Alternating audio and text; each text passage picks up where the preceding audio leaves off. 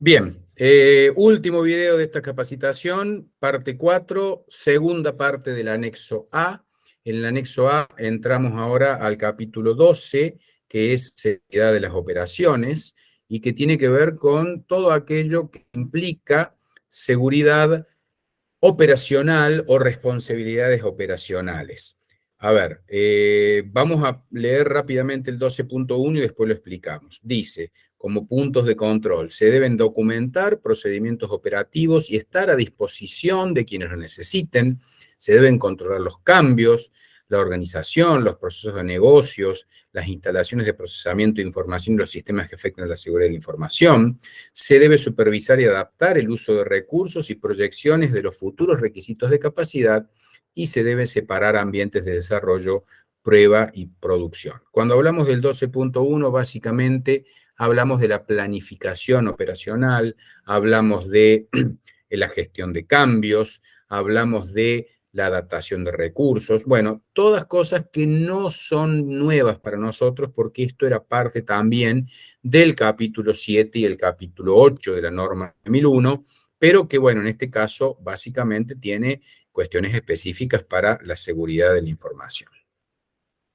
Por ejemplo, en el área de sistemas, cuando se toca una actividad crítica que afecta a la operación de recursos en producción, se deben tener ventanas de tiempo en el cual no se afecte esa producción de la empresa. Entonces, esto es parte de un procedimiento y parte de una planificación en esta actividad que está siendo crítica, pero importante. ¿Por qué? Porque responde a un mantenimiento, a una migración, a una actualización de servicios y demás. Entonces, ese procedimiento tiene que estar debidamente planificado y segurizado en cuanto a la operación.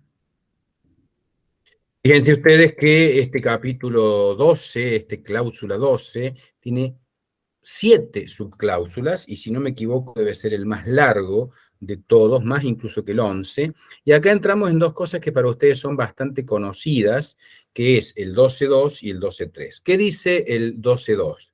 El 12.2 básicamente habla de código malicioso.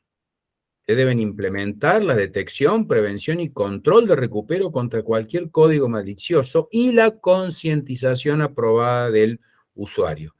¿Qué es el código malicioso? O el malware, como también se le llama. Bueno, ahora lo explica seguramente Sergio mejor que yo. Sí, básicamente es lo que conocemos como virus, ¿bien? Ujú. Entonces, desde el área de sistemas se tiene que tener debidamente la protección para minimizar la vulnerabilidad que pueda llegar a tener la introducción de un virus en la red, en los servicios y en la PC de los usuarios. Entonces, eso debe estar protegido contra, digamos, este tipo de ataques y puede ser que sea simplemente con un antivirus, digamos, ¿no? También se debe, digamos, educar, o sea, inducir a los usuarios a, por ejemplo, no ingresar a emails que puedan llegar a ser de origen o de origen sí dudoso, ¿sí? Entonces, no tiene sentido si uno no conoce el origen, el remitente de este email, que, digamos, ingrese o haga clic en alguna parte del contenido, porque eso puede llegar a tener un código malicioso con diferentes tipos de efectos que puedan llegar a producirse cuando uno lo abre y tanto en la PC del usuario como en la red. Entonces, Exacto. este código malicioso puede llegar a tener distintos efectos. Lo que hay que tratar es de minimizarlo, que pueda llegar a tener un impacto o una ejecución a nivel local, a nivel de la red, y también que los usuarios sean conscientes. Y por eso esta capacitación, ¿no es cierto? Esta y la que te muestra la gente de Bancor, y la que te manda Santander, y la que te mandan todos los que están dando vuelta, como diciendo, jamás le vamos a pedir el token, jamás le vamos a pedir la tarjeta de coordenada, jamás le vamos a pedir la contraseña. Bueno, todo eso hace de los buenos hábitos. para que no te entre un bicho por la ventana, tenés que garantizar que la ventana esté cerrada. Por lo tanto, todo el tema de malware, si bien es un tema de que ustedes no administran los antivirus, no actualizan, no garantizan que pase un antivirus por una computadora, un servidor, etcétera, la buena o mala práctica es la que hace que tengamos vulnerabilidades. O sea, amenazas hay por todos lados. En nosotros está crear vulnerabilidades o evitar esas vulnerabilidades. Por lo tanto, ¿qué me toca a mí en lo que es antivirus? Nada salvo tener buenas prácticas, que no es poco. Obviamente, por esta razón del 12.2 y por muchas otras razones, aparece el 12.3. Y el 12.3, ni más ni menos, es resguardo de datos, o sea, backups, o sea, copias de resguardo. Por lo tanto, la organización debe tener implementado un proceso de resguardo de aquellos activos de información, en este caso digital, que tenga necesidad, de acuerdo a una política de resguardo, que también es otra de las políticas de las que hablábamos, para regularmente actualizarlos, probarlos, etcétera. O sea, más allá de que yo cierro todas las puertas y ventanas, trato de que mi información esté resguardada. Esto es backupeada, duplicada en distintos medios que minimicen que cuando pase algo me roben información que no tenga respaldada o que me roben la información original y el respaldo. Esa es un poco la idea del A12.3. Correcto, y digamos, básicamente es la duplicidad de la información, ¿sí? Y esa duplicidad también tiene que estar, tiene que tener un destino seguro. O sea, el proceso de backup se debe hacer en un momento y en una ventana de tiempo que no es en producción, en donde se identifica en ese momento el destino a donde va a ir, y después, una vez que se ha backupeado y que sabemos que esa información se ha guardado correctamente, digamos, ese destino desaparece para que no esté visible para estos códigos maliciosos. Eso es una buena práctica en la parte de backup, y todas las empresas los deben tener. Y está bueno el grafiquito donde el Homo sapiens fue evolucionando del El disquete disquete. a la nube, digamos. En este momento, claro, el proceso de backup de manera óptima y que se puede establecer, y que las empresas, los IS, los proveedores de Internet y los proveedores de nube brindan este tipo de servicio, y se puede realizar. Bien, después le contamos que es el primero disquete de, ni hablar de 8 pulgadas, ¿no? Pero bueno, dejémoslo por más adelante. Bueno, obviamente, ¿y qué pasa si hay algún error? ¿Qué pasa si hay algún tipo de evento? Bueno, si hay algún tipo de evento o de error, debe quedar registrado. Esto ya es algo más de uso interno nuestro, que cualquier evento debe registrarse, debe revisarse. Por ejemplo, los registros de evento en actividades de usuario, cuando un usuario quiere poner más de una vez la clave, cuando hay un acceso no autorizado. Todos los registros de operador administrador del sistema deben estar protegidos y revisados. Insisto, es un tema más de cocina, más de uso interno nuestro, pero tiene una relación directa con no dejar pasar, y algo que la norma y el concepto de Kaizen o mejora continua promueven, que es aprender del error, aprender o las lecciones aprendidas que yo tomo de cualquier cosa que suceda. Y por último, en este punto, el 12.4.4, los relojes, la sincronicidad de todos los sistemas deben estar sincronizados con un solo tipo de referencia horaria. Claro, eso es importante porque ante un evento que puede afectar a distintos componentes de la red en una empresa, a distintos servicios, esos servicios tienen que estar sincronizados a un solo reloj, digamos, ¿sí? Y es lo que mantenemos en Interfile. Entonces, al estar sincronizados a ese solo reloj, sabemos en qué momento se produjo, y podemos traquear, digamos, en todos los servicios, en todos los dispositivos de comunicación donde fue, digamos, sucediendo ese evento, y de alguna forma podemos analizarlo, podemos investigar, y esa es la rueda del aprendizaje, digamos. Se produce un error, se analiza, se, digamos, corrige y se saca conclusiones para que nuevamente esto no vuelva a ocurrir. Entonces, todo este registro de evidencia y monitoreo se realiza también en un servicio, digamos, automatizado y que también tiene Interfile.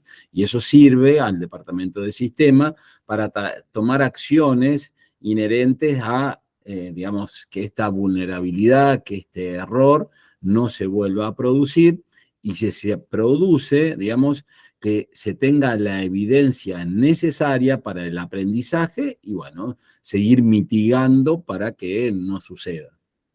Exacto. Bien, pasamos a otro punto que también es muy de cocina del sistema, que es control del software operacional. O sea, asegurar la integridad de todos los sistemas que trabajan en la operación. No sé, para decir algo, el Saga, Windows, etcétera, etcétera, ¿no? Donde dice implementar procedimientos para controlar la instalación del software en los sistemas operacionales. Sí, esto, digamos, es como dice Marcelo, es en la cocina y ya, digamos, en la cocina cocinando, los cocineros. La realidad es que es inherente al departamento de sistema, digamos que estos software tengan que ser instalados por personal debidamente autorizado y en la ejecución, el control y demás, todo inherente al área de sistemas. Perfecto, pasamos al 12.6, gestión de vulnerabilidades técnicas, donde los controles, 12.6.1 y 6.2, tienen que ver con conseguir información sobre las vulnerabilidades, evaluar la exposición, también tiene que ver con eventos, ¿no? La vulnerabilidad es un evento, la vulnerabilidad técnica, y tener reglas o controlar las reglas para la instalación de software por los usuarios, establecer e implementar. También muy de cocina. Sí, correcto. No hay, No no hay hay mucho para más que avanzar. comentar. Ujú. Sí. Bien, y por último, con eso termina la cláusula A12 de seguridad de la operación, auditoría de sistemas de información, o sea, minimizar el impacto de las actividades de auditoría en los sistemas operacionales. ¿Debemos auditar sistemas? Por supuesto que sí. Lo que pasa es que te dice que esa auditoría no me genere un impacto sobre la actividad en los sistemas operacionales. Por ende, 12.7.1 dice planificar y acordar requisitos de auditoría y actividades para verificar sistemas operacionales de modo de minimizar interrupciones del proceso. Correcto, esto tiene que ver con lo que hablábamos recién en el establecimiento y la planificación de ventanas de tiempo que no se solapen con la producción de la empresa. ¿Por qué? Y porque en una auditoría puede llegar digamos, a ejecutarse acciones que pongan en riesgo el servicio. ¿Por qué? Porque se hace lo que se llama ethical hacking, ¿sí? Se audita a los sistemas para ver si tienen vulnerabilidades a nivel de seguridad, a nivel de infraestructura, a nivel de volumen de información que pueden procesar. Entonces, puede ser que algún servicio tenga esa degradación propia de la actividad que se está desarrollando. Entonces, se debe hacer en una ventana de tiempo controlada. Exacto. Bien, pasamos a un tema muy importante y que nos involucra, si bien esto es la parte más técnica de todo el anexo, que tiene que ver con la gestión de la seguridad de la red.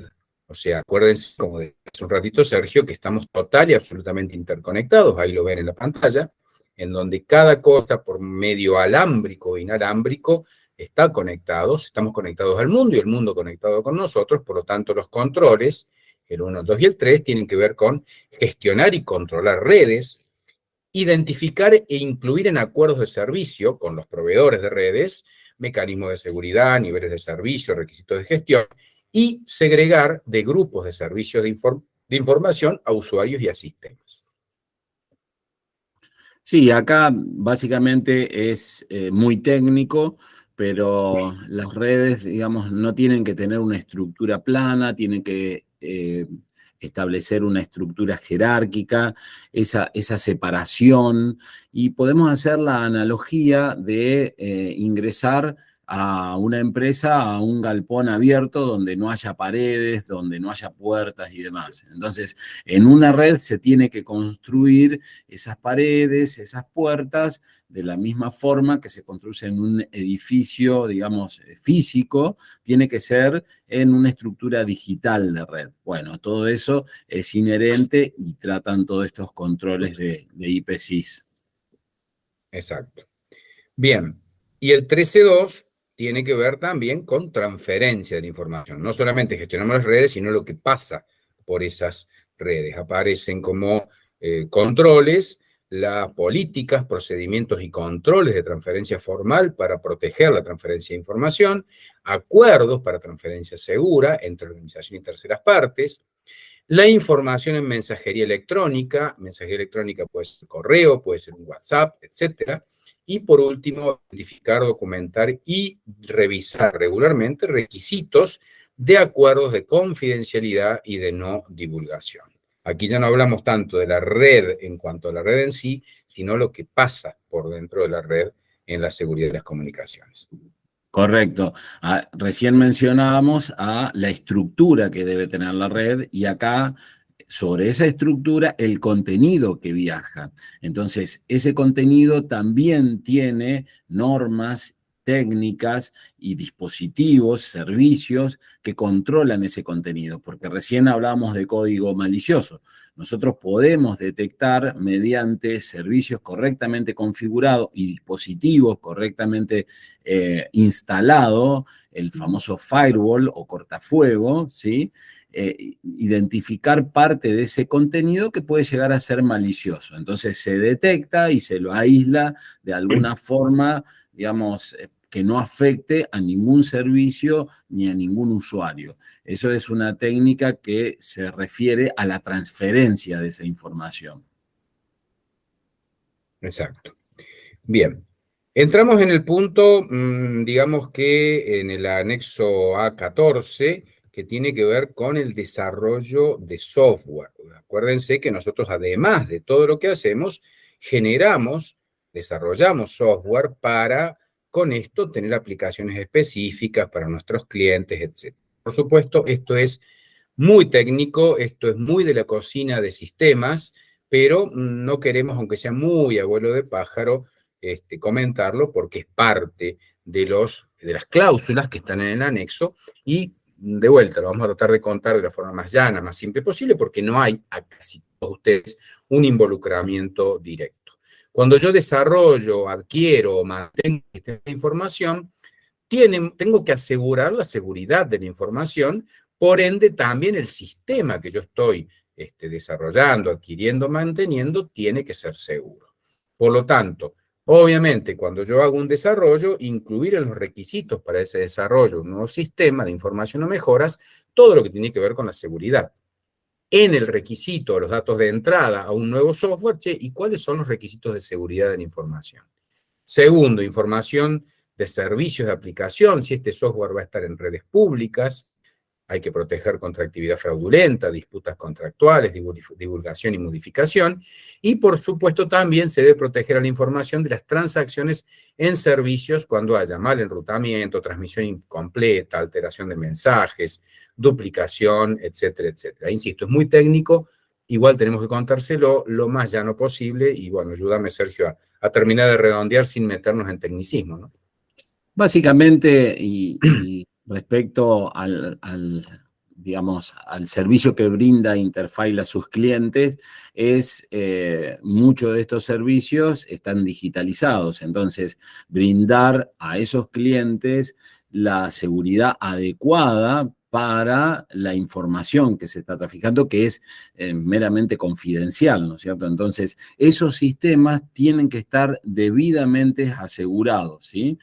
Todo este IPsys, todo este punto del anexo se refiere a eso. Entonces, desde el departamento de sistema, en el área de desarrollo específicamente, se tiene que establecer y documentar estas características técnicas en cuanto al desarrollo que de alguna forma protejan a ese software en cuanto al desarrollo, que no cualquiera pueda acceder, y también proteja el desarrollo y el producto final construido, que esas son otras técnicas que se utilizan. Así que bueno, esto está desarrollado en este punto del anexo.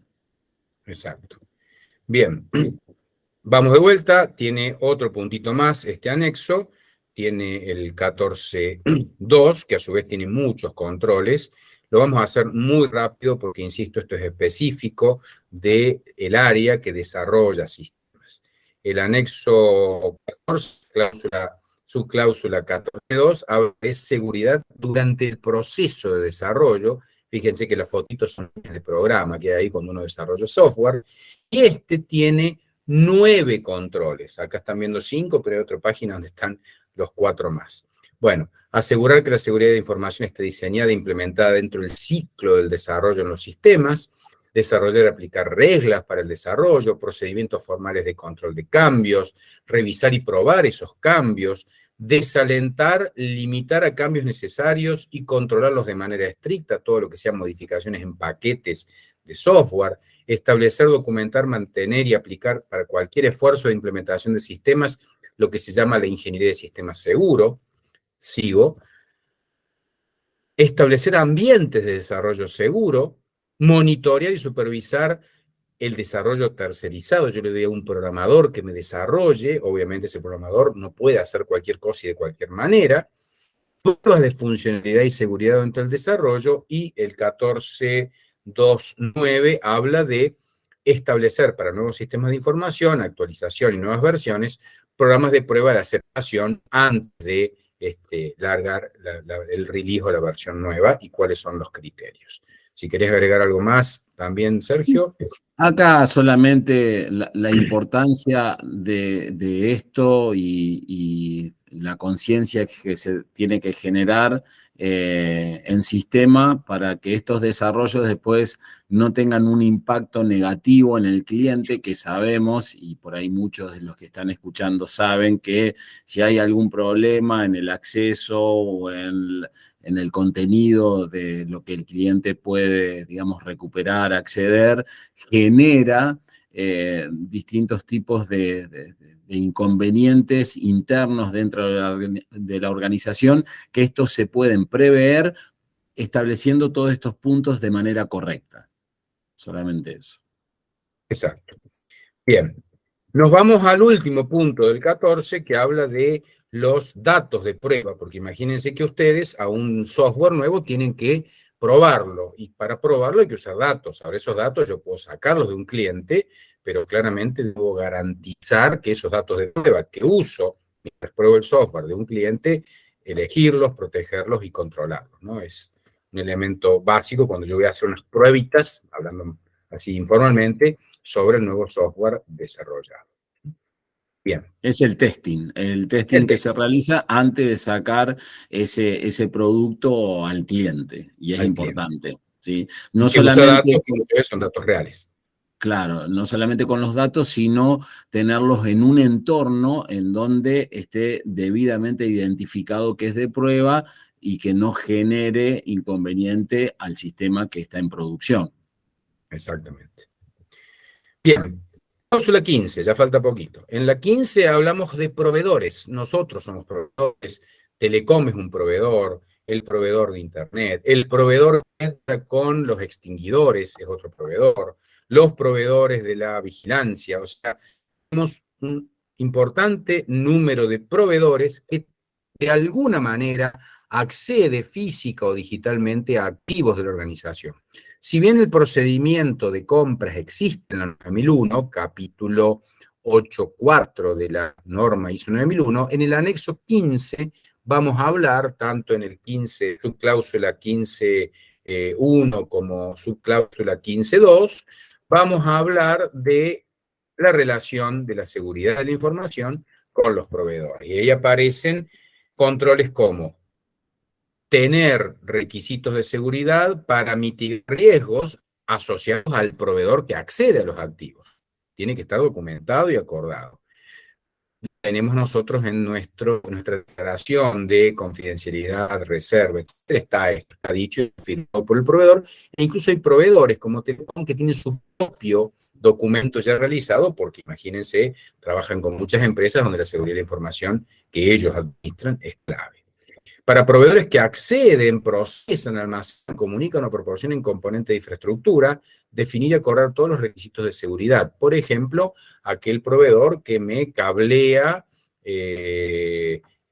cables que transfieren información, o aquel proveedor que me organiza cajas físicas o que me transporta cajas, o aquel proveedor que me provee espacio en la nube para almacenamiento, y puede haber un montón de ejemplos más. Para los servicios de tecnología de información y comunicaciones y la cadena de suministro del producto, los acuerdos por los proveedores deben incluir requisitos para abordar riesgos de seguridad de la información.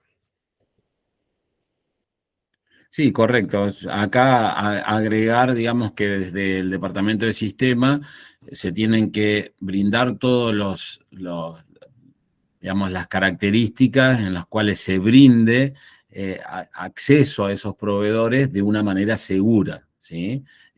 Recién ahora hablábamos de controles criptográficos de accesos remotos, por ejemplo, podría llegar a ser uno, ¿sí?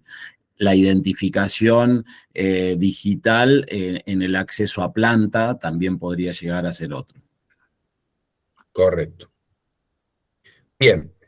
Último puntito del 15, asociado a lo que sería la entrega, cuando el proveedor me entrega el servicio. ¿Qué es lo que entrega? Puede entregar un servicio de cableado, puede entregar provisión de almacenamiento en nube, bueno, como decía recién Sergio. Los controles son supervisar, revisar y auditar la entrega del servicio. Esto es un control del servicio entregado. Si yo compro una resma de papel A4, supervisar que cuando me entregue el proveedor no me entregue una resma de papel legal o A3. Entonces, obviamente, así como yo controlo que la resma sea tamaño A4 o que sea de 70 gramos por 70 micrones, bueno, todo aquello que tiene que ver con la característica de un producto. Si compro una virome azul que no me entrega una negra, acá pasa lo mismo, ¿cierto? Nada más que esto está enfocado desde la óptica de la seguridad de la información, porque eso otro que estaba diciendo recién, la virome que sea azul y no negra, está previsto en la norma 9001, en lo que es el capítulo 843. Acá en el anexo 15.2 hablamos de supervisar la entrega, cualquier cambio en la provisión por parte del proveedor también debe ser registrado, debe ser controlado, sobre todo cuando el proveedor entrega algún suministro físico o servicio o intangible que sea crítico para el negocio. Por lo tanto, todo aquello tiene que ser revisado y si hace falta reevaluar el riesgo si cambian las condiciones de aprovisionamiento. Por ejemplo, un servicio crítico es la conexión a Internet, ¿no es cierto? En este caso nosotros tenemos un proveedor de Internet en el cual, digamos, se tiene que controlar ese servicio en cuanto a la actividad que tenga, la permanencia de ese servicio. Y bueno, si ese servicio por ahí sufre falencias, irse al acuerdo que se tiene y, digamos, indicarle al proveedor si hay un incumplimiento de eso. Entonces, como son digitales, por ahí también existen técnicas para evaluar. Entonces, tenerlo en cuenta eso del Departamento de Sistema, pero es importante que ustedes como usuario también adviertan que esto está siendo controlado. Bien, pasamos al anexo 18, en donde les voy a dar una muy mala y una muy buena noticia. La muy mala noticia es que este es el anexo 16, ¿qué pasa cuando la sangre llega al río? ¿Qué pasa cuando se pudrió todo? ¿Qué pasa cuando pasó algo? Esa es la mala noticia. ¿Qué pasa cuando hay un incidente? Cuando un backup no se realizó, cuando hubo un hackeo, cuando perdimos un documento, etcétera. Bueno, esa es la mala noticia. Gestión de incidentes de seguridad de la información y mejoras. ¿Cuál es la buena noticia? Que este es total y absolutamente equivalente en el capítulo 10 de la norma a toda la gestión de no conformidades. Y ustedes saben, o hallazgos. Todo aquello que no debería pasar y pasa, todo aquello que se desvía de los requisitos establecidos por la ley, por el cliente, por la norma o por nosotros mismos, debe ser detectado, debe haber responsabilidades y un procedimiento para asegurar una respuesta rápida, eficaz y metódica. Aquí esto es el 16.1.1. Informar lo antes posible mediante los canales de gestión que pasó algo no esperado o algo malo, ¿no? La bomba ahí en la notebook.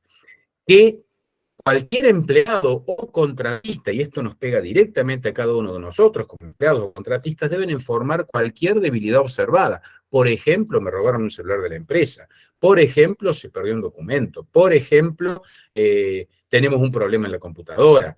Bueno, todo eso debe informarse ante cualquier debilidad observada o sospechada. Lo mismo que hacíamos antes con la ISO 9001 en el capítulo 10, que hablaba de no conformidades, nada más que acá hace específica y sensible hincapié en la seguridad de la información. Y obviamente después alguien deberá evaluar y decidir si son incidentes de seguridad de la información. Nosotros tenemos 3 responsables para esto. Como cabeza de esto está María Elena, Valentina para todo lo que tiene que ver con 9001 y Roberto para todo lo que tiene que ver con 27001.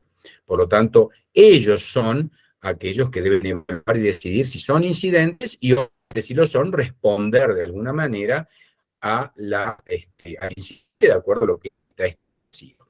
Y déjeme, Sergio, que lo termino esto.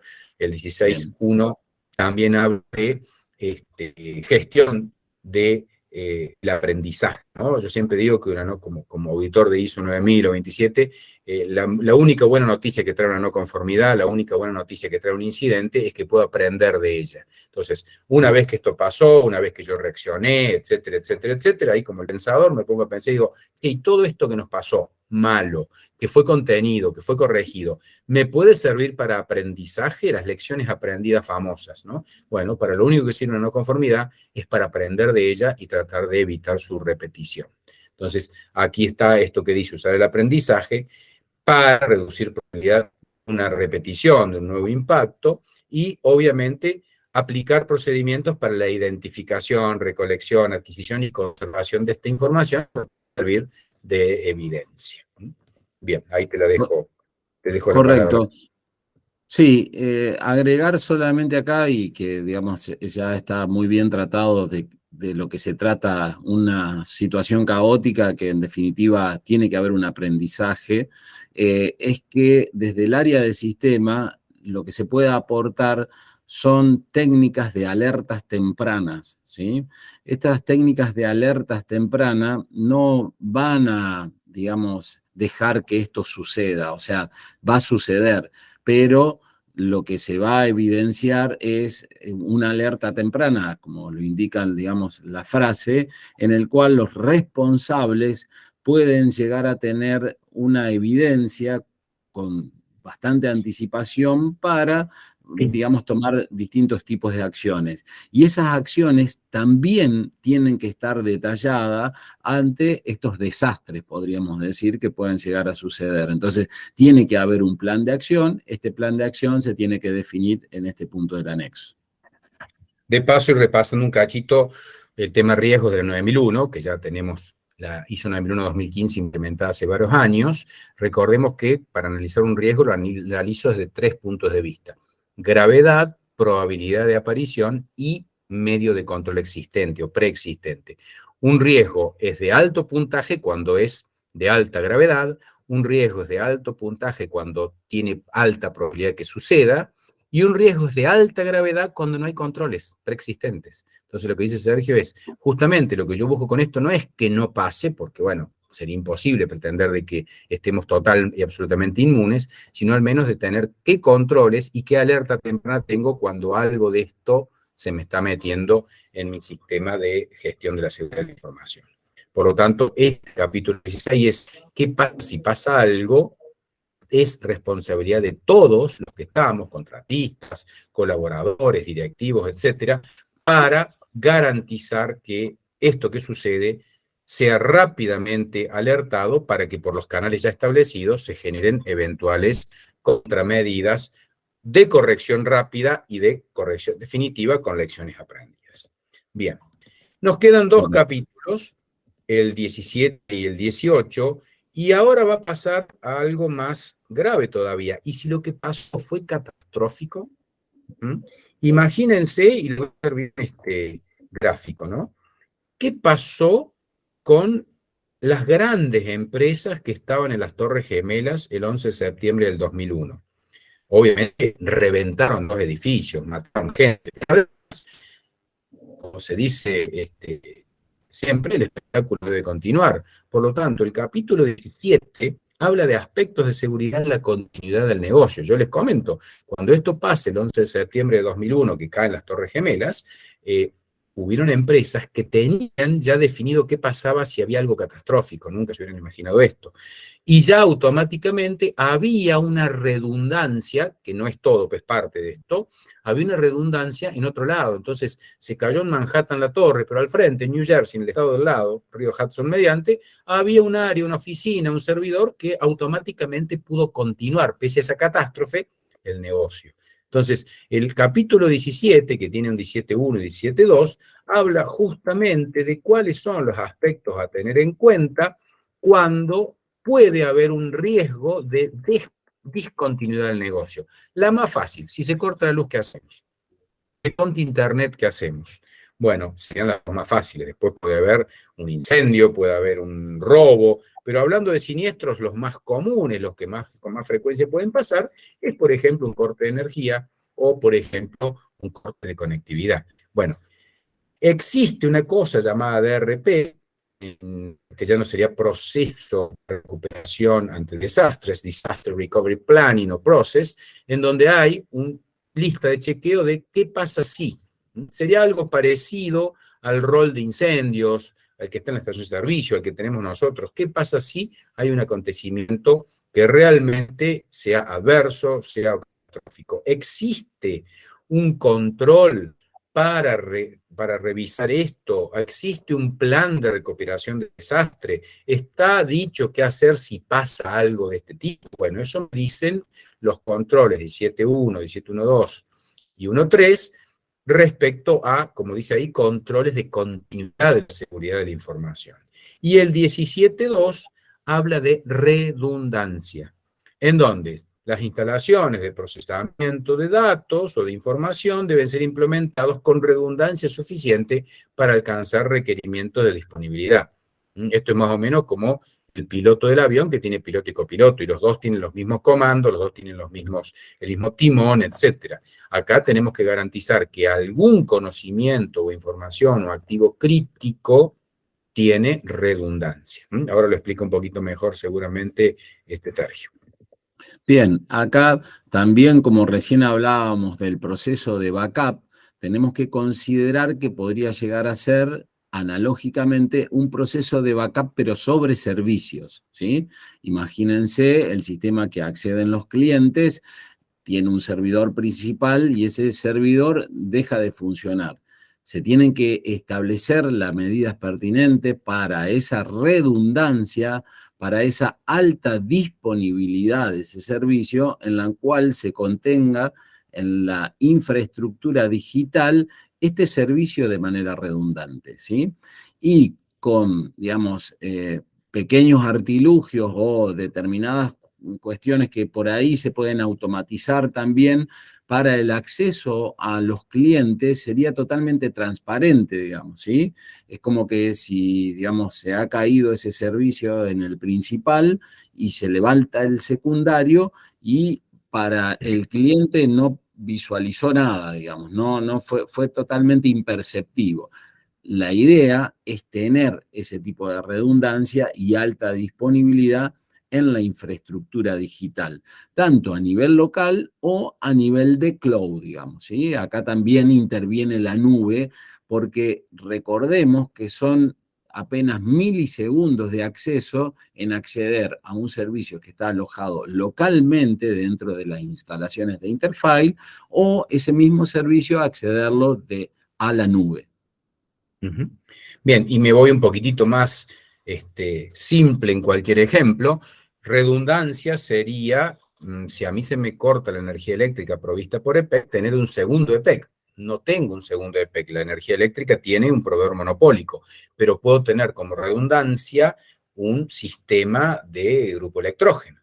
O si en el caso del proveedor de Internet, puedo tener un proveedor 1 y un proveedor 2, que puedo tener los dos en uso, pero que cuando uno cae el otro toma control de todas las comunicaciones, o tenerlo como un backup y cuando uno cae el otro se accede. O sea, la redundancia significa para procesos, sistemas o activos críticos tengo que tener al menos redundante, ahí están las dos pilitas ahí en el gráfico, al menos una alternativa para salir sin, como dijo Sergio, perder esa palabrita que se llama disponibilidad.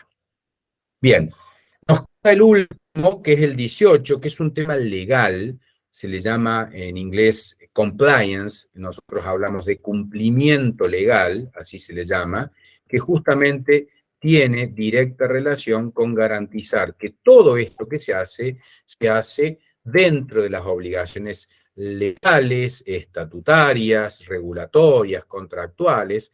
Por lo tanto, tenemos que garantizar que no violamos propiedad intelectual, tenemos que garantizar que no estamos generando una intromisión no deseada, tenemos que garantizar que la propiedad intelectual y el uso de software esté de acuerdo a los requisitos legales, tenemos que proteger registros de este tipo de propiedad, falsificación, etcétera, etcétera, y obviamente tenemos que cumplir requisitos legales asociados con la información y los requisitos de seguridad. Por ejemplo, uno de los requisitos legales básicos es el habeas data. Yo tengo absoluto derecho a que mis datos, por ejemplo, una historia clínica, una carpeta de un crédito, un seguro, un legajo, los recibos de sueldo, que almacena Interfile en cualquier formato, estén protegidos y que no sean divulgables. Obviamente, para todo lo que vimos en los 17 años anteriores está esto, pero la conclusión es, che, pero vos no podés hacer cosas que violen la ley. Por ejemplo, usar software no legítimo o utilizar en forma consciente o inconscientemente maliciosa los datos que el cliente ha entregado o el colaborador ha entregado a la empresa. Esa es un poco la idea de lo que es cumplimiento en los puntos 18.1 y 18.2. Y debe esto revisarse también, por supuesto, que no quede... Sí, supongo que está todo bien y todo legal, ¿no es cierto? Bien. Bien, en la parte digital, que ya puede haber contratos que se firmen digitalmente, también agregar eso solamente, pero Digital, exacto. También tiene que ver con eso. Bien, y por último, hemos visto todo lo que tiene que ver con la norma. Un punto que les comentaba muy importante y que en el capítulo, en el video 2 dije, lo vamos a ver al final del cuadro, es lo que se llama la declaración de aplicabilidad, o DOA en inglés. Es un registro, el RPDIR 011, que lo que da es para cada uno de estos puntitos que vimos, fíjense, objetivo de control, número de control es el anexo 9, cláusula 4.1, restricción de acceso a la información, quién es el responsable, qué control corresponde a la 27.001, que es el que acabamos de ver hace un ratito, la 9 lo vimos en el video anterior, si lo hacemos o no, si es sí, cómo lo hacemos, la declaración de aplicabilidad, si es no, la justificación, si es un requisito legal o del cliente, RLC, que es la columnita que aparece ahí en el punto que corresponde, si es un requisito o una buena práctica, sino si es el resultado de un análisis de riesgo. Ven, ahí están los puntitos, ahí lo estoy mostrando creo con el mouse, es un requisito legal o del cliente, es una buena práctica adoptada o es un análisis de riesgo. Pero fíjense, restricción de acceso a la información es el 941 de la norma, el analista de soporte técnico, que es uno de los perfiles de sistemas y de tecnología de información. Esto es lo que dice el control A941 de la 27.001, el acceso a la información y las funciones de los sistemas se debe restringir, y acá decimos cómo se hace. Y fíjense justamente, como dijo en su momento Sergio, nosotros decimos que sí se aplica y se aplica, por ejemplo, a través del Active Directory. Y esto está definido en el IPsys 008, control de acceso a los sistemas y a las aplicaciones. Entonces, nosotros que es el resumen de todos los 113 o 114 puntos de control en los distintos puntos de anexo, desde el 5 hasta el 18, están declarados como de aplicabilidad, o eventualmente si ahí dijera no en la columna G. ¿Por qué no lo puedo aplicar? O sea, si yo no lo aplico, debo justificarlo, y si lo aplico, debo decir cómo hago. Esta sería el resumen final, y es tan importante la declaración de aplicabilidad que en el certificado que obtendremos de ISO 27001 dice declaración de aplicabilidad RPDIR 011 DOA versión 4 del 4 de julio de 2023. Y eso sale en el certificado. Entonces, estos tipos hicieron esto, lo han declarado el auditor interno, que fue mi caso, que es el caso del agente Tube Ryland, dirá, es conforme, está de acuerdo y hasta va a estar dentro del certificado con un pequeño detalle abajo del código, descripción, versión, fecha, etcétera, etcétera. Con esto resumimos, con este largo Excel, del cual usted está viendo nada más que una filita, resumimos qué número de control, cuál es su objetivo, quién es el responsable, qué control es, de acuerdo al anexo A de la ISO 27001, si lo aplicamos o no, si es sí, cómo lo aplican, y si es no, por qué lo aplican. E incluso, como dice ahí, si la aplicación se debe a un requisito legal del cliente, una buena práctica o un resultado del análisis de riesgos. No es algo que ustedes gestionan, pero es algo que ustedes deben saber, y que incluso el auditor puede decir, che, ¿vos sabés que existe una declaración de aplicabilidad? Sí, es esta. ¿Y qué dice? Resume todo el anexo A, para decirlo muy, muy básicamente. Así que bueno, no sé, Sergio, si querés comentar algo más. Estamos terminando el último de los videitos, que obviamente después será evaluado para ver si lo han visto, lo han comprendido. Por ende, cualquier duda o pregunta, cuando nos vean en la empresa, o a través de correo, a través de Ana o Roberto, nos pueden preguntar. Sí, quedar a disposición para cualquier consulta sobre el contenido que fuimos dando. Bueno, muchísimas gracias y esperemos que sea de utilidad. Hasta la próxima. Gracias.